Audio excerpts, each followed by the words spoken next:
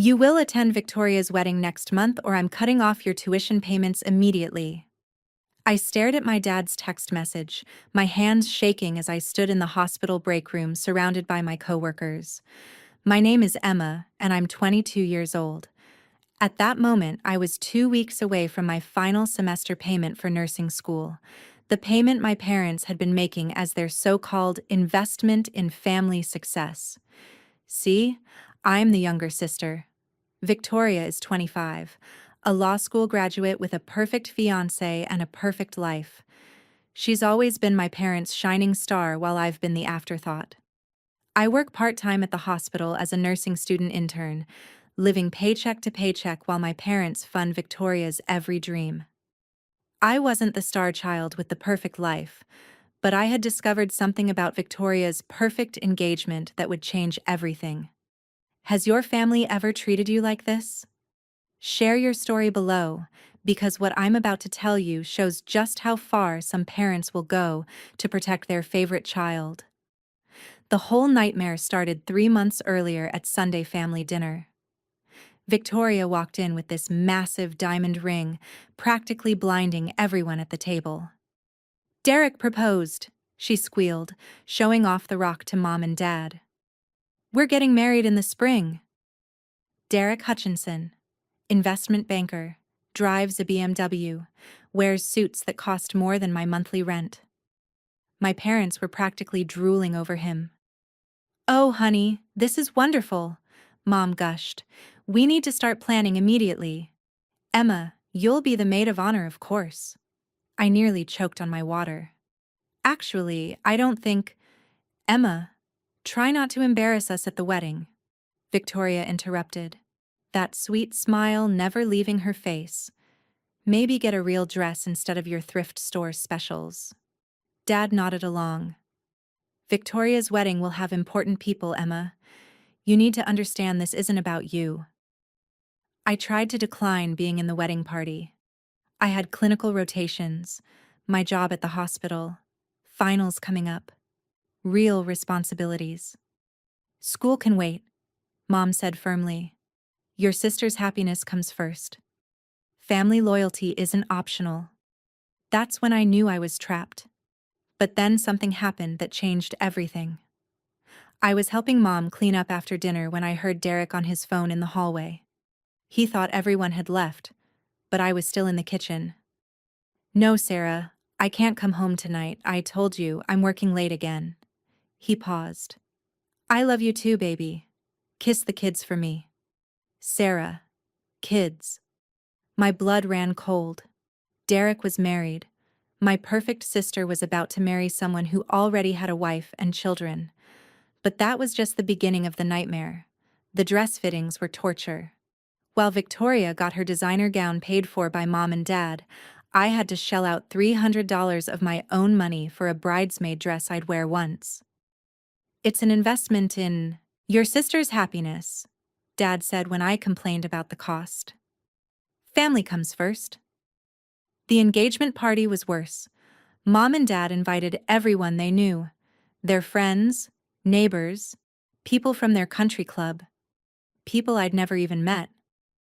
"This is our other daughter, Emma," Mom would say when introducing me, not "our daughter Emma" or "Emma, our youngest." I was always the other one. Meanwhile, Victoria got the full royal treatment.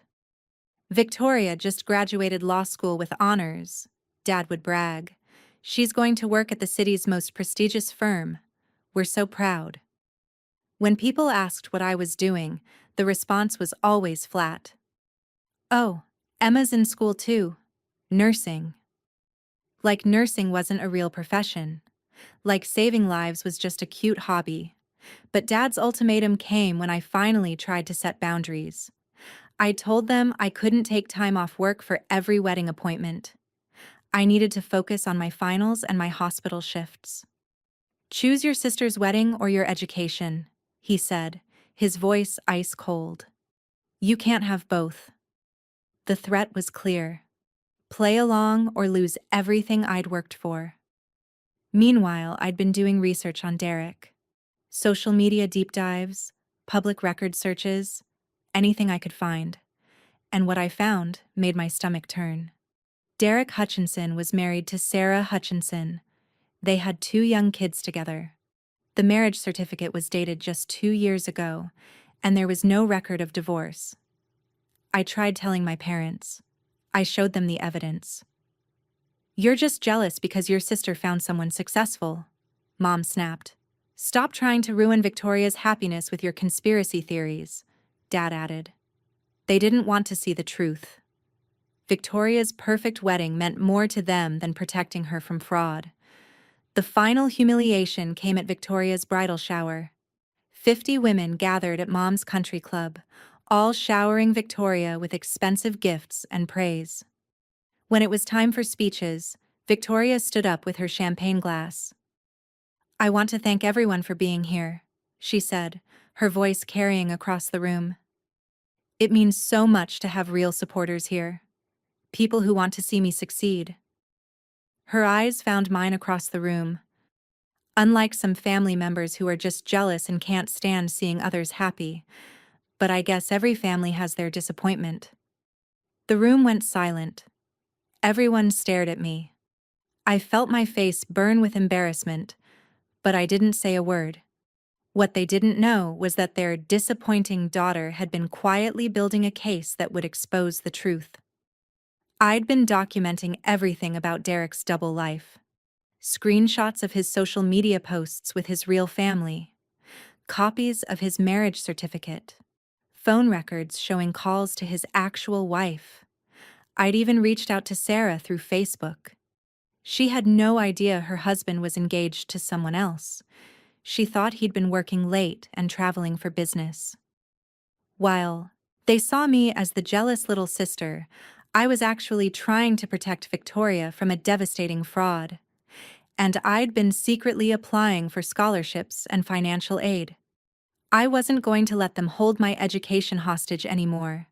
That's when Janet stepped in. She's my nursing supervisor at the hospital, and she'd become more than just a boss. She was the mentor I desperately needed. "Emma, what your family is doing is called financial abuse," she told me during one of our breaks.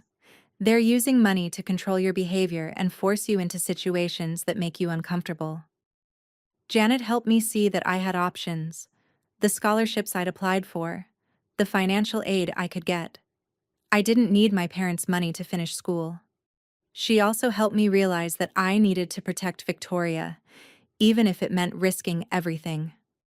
I called Derek's real wife, Sarah. The conversation was heartbreaking. "He's engaged to someone else?" she whispered over the phone. "But we're married. We have children together. He comes home every night." She agreed to meet me. She brought their marriage certificate, photos of their family, even videos of Derek playing with their kids just days before. Meanwhile, my family was getting more demanding. They wanted me to quit my hospital job entirely to focus on wedding planning full-time. "The wedding is in 2 weeks," Mom said. "Victoria needs your full attention." "I need to work. I need the money." "We'll give you an allowance," Dad offered. $20 a day for wedding duties. $20. That was less than I made in 2 hours at the hospital.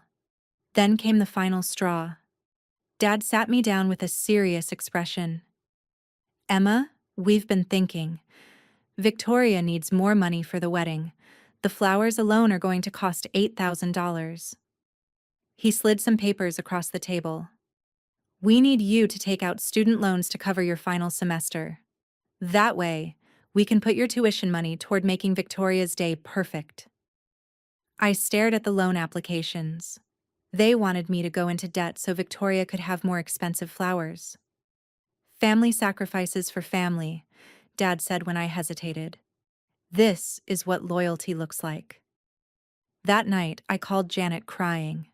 She listened to everything, then said something that changed my life. "Emma, you have a choice. You can let them destroy your future to enable a lie, or you can save both yourself and your sister." The wedding day arrived. I showed up at the church with a manila envelope full of evidence and my phone number for Sarah, who was waiting in her car outside. Victoria looked beautiful in her designer gown, completely oblivious to what was about to happen. "Emma, you're late," Mom hissed as I walked into the bridal suite. "The ceremony starts in 30 minutes. "We need to talk," I said, looking directly at Victoria. "All of us." Dad stepped forward, his face red with anger. "If you cause any drama on your sister's perfect day—" "Your sister's perfect day is built on a lie," I interrupted, pulling out the papers. "Victoria, I need to show you something before you walk down that aisle." Victoria's face went pale as I spread Derek's marriage certificate across the vanity table. Photos of him with his real family. Screenshots of his social media posts from just last week. Kissing his actual wife. "This is impossible," Victoria whispered, her hands shaking as she picked up the photos. Derek burst into the room at that moment, still adjusting his tie. "What's taking so long? The guests are getting restless." He froze when he saw the evidence spread across the table. "Derek!" Victoria's voice was barely audible. "What is this?" "Victoria, I can explain. His wife Sarah is outside," I said quietly. "She's been married to him for 2 years. They have children together." Derek's face went white. "That's not—" "Emma's lying. She's jealous and—" "You're no longer our daughter if you ruin this wedding," Dad threatened, pointing his finger at me. I looked at my father, then at my mother, then at Victoria, who was crying as she stared at the photos of Derek's real family. "You chose social status over your daughter's safety," I said calmly. "You threatened my education to cover up his lies." Victoria looked up at me, tears streaming down her face. "You tried to tell me. You tried to warn me, and I called you jealous. I was trying to protect you." She stood up, pulled off her veil, and grabbed my hand. "We're leaving." "Victoria, think about what people will say," Mom pleaded. "We can work this out." "Think of what people would say if I married a man who's already married to someone else," Victoria shot back. We walked out together, leaving our parents and Derek to explain to 200 wedding guests why the bride had disappeared. 6 months later, I graduated nursing school with honors using the scholarships and financial aid I'd secured on my own. Victoria moved in with me temporarily while she dealt with the legal mess Derek had created and rebuilt her life. Our parents tried to reconcile, but I'd learned to set boundaries. No more financial manipulation, no more threats, no more putting Victoria's needs above basic honesty and integrity. Victoria and I are closer now than we've ever been. She finally sees how our parents' favoritism hurt both of us.